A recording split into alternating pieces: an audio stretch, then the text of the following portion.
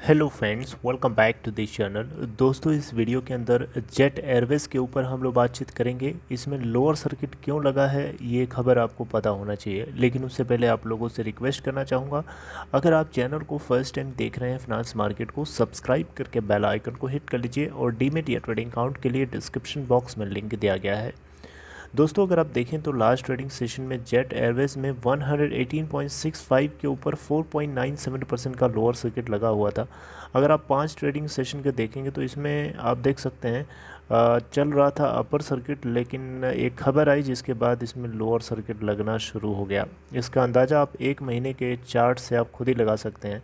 अच्छी खबर थी, बहुत बढ़िया खबर चल रही थी, लेकिन अचानक एक ऐसी खबर आई जिसकी वजह से इसमें लोअर सर्किट लगा। लेकिन आपको बताना चाहूँगा, आपको परेशान और हैरान होने की ज़रूरत नहीं है। आप इसको लेकर के बहुत चिंता मत करिए, बहुत पैनिक मत करिए। खबर क्या, पहले उसको समझिए फिर बात करते हैं। दोस्तों, जेट एयरवेज के स्टाफ बॉडी की तरफ से एयरलाइन के रेजोल्यूशन प्लान को लेकर के चैलेंज कर दिया गया है NCLAT के अंदर, यानी national company law appellate tribunal के अंदर।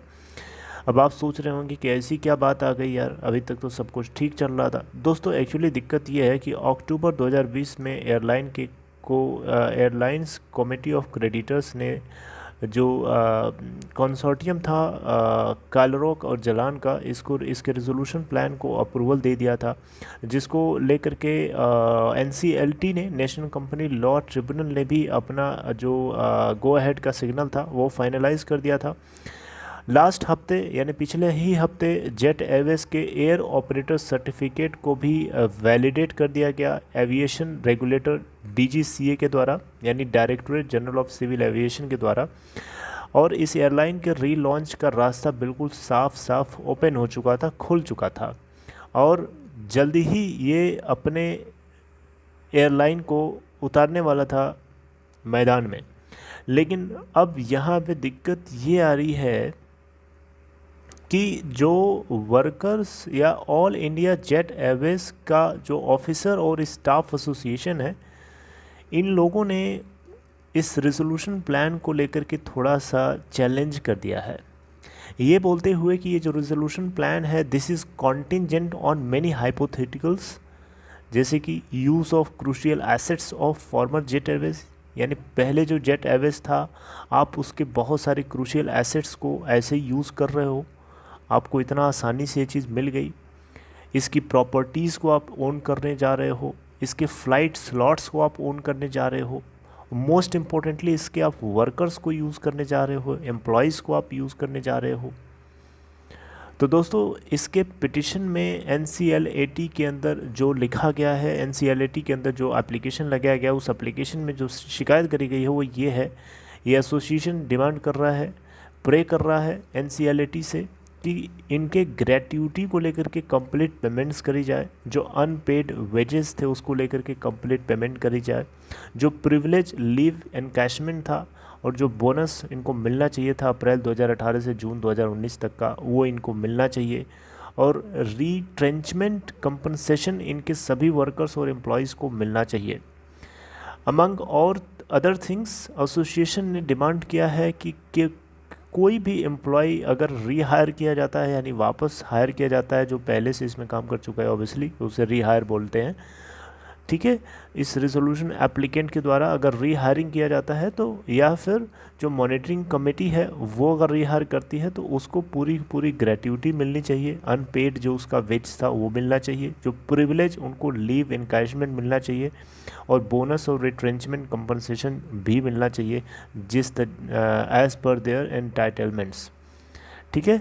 तो दोस्तों, यहाँ पे बेसिकली दिक्कत ये आ रही है कि इन सारे एसोसिएशन की तरफ से ये कहा गया है, all India jet Airways officer and staff association की तरफ से ये कहा गया है कि ये चाहते हैं कि आप जो है इतना सब कुछ आसानी से आपको अवेलेबल हो गया, उपलब्ध हो गया, और उसके बाद आप इस कंपनी को चलाने जा रहे हो, इस एयरलाइन को आप ऑपरेट करने जा रहे हो, तो आपको ये चीज़ें भी ध्यान में रखनी चाहिए कि जो फॉर्मर जेट एयरवेज था उसके स्टाफ एम्प्लॉयज़ का जो हक था जो नहीं मिल पाया वो आपको देना पड़ेगा।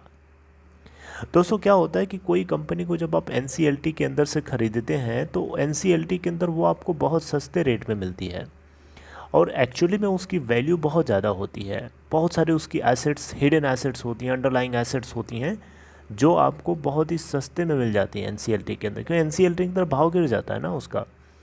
तो एनसीएलटी के अंदर से अगर जेट एयरवेज को कैलरॉक जलान का कंसोर्टियम नहीं उठा रहा होता इसे, तो शायद जेट एयरवेज जिस स्टेज पे है उस स्टेज तक पहुंचाने के लिए कैलरॉक जलान को बहुत ज़्यादा रुपया खर्च करना पड़ता। तो यहाँ पे all India air jet Airways officer और स्टाफ एसोसिएशन की तरफ से यही बात कही जा रही है कि आपको इतना सब कुछ मिल रहा है, it is contingent on many hypotheticals. तो आप इन चीज़ों को भी ध्यान में रखिए और पे करिए। डेफिनेटली आप किसी ऐसे आदमी के घर को ख़रीद रहे हैं जो घर ऑलरेडी बहुत ही कर्जे से डूबा हुआ है, तो आप अगर ख़रीदेंगे, आप नए ओनर हो जाएंगे उस घर के, तो जो कर्जा उस घर से लदा हुआ है वो कर्जा भी आप ही के सर के ऊपर चढ़ेगा, क्योंकि आप उसके नए ओनर बनने जा रहे हैं। ओनर बनने से पहले आपको सोचना चाहिए था कि ये घर कर्ज जो घर है वो कर्जे से डूबा तो नहीं है। अगर डूबा था तो आप एंट्री क्यों किए?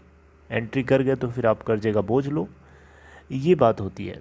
तो हालांकि आपको बताना चाहूँगा, एनसीएलटी के अंदर कोई कंपनी जाती है तो उसके ऊपर जो कर्ज का बोझ होता है, जो भी चीज़ें उसकी देनदारी लाइबिलिटीज़ होती हैं वो सब ख़त्म हो जाती हैं और उसको सब इरोड हो जाती हैं, सब कुछ ख़त्म होकर के उसको ज़ीरो लेवल से जो भी उसकी वैल्यू होती है उस हिसाब से ख़रीदा जाता है।